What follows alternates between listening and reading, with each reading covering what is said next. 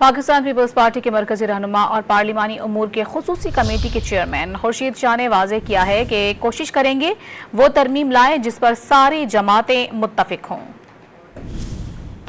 अगली मीटिंग हमने 2 बजे की है और उसके जो प्रोसेस की है कि सेशन 11:30 है, उसको 4 बजे तक किए कमेटी जो है कमेटी तो शायद ये मामला हल हो जाएगा। कोई अच्छी कोशिश कर रहे हैं, कोशिश करेंगे कि हम अच्छी रिकमेंडेशन दें जो हम सबकी रिकमेंडेशन हो और हमारी जो कमिटमेंट हो 10 साल 12 साल से उस कमिटमेंट को पूरा करें।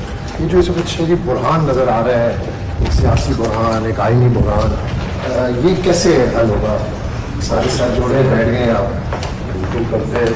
इंशाल्लाह आप देखेंगे कि जो अमेंडमेंट हम कर सकते हैं जो कॉन्स्टिट्यूशन को बेहतर कर सकता है और जो पॉलिटिकल पार्टीज की कमिटमेंट है उस अमेंडमेंट्स को हम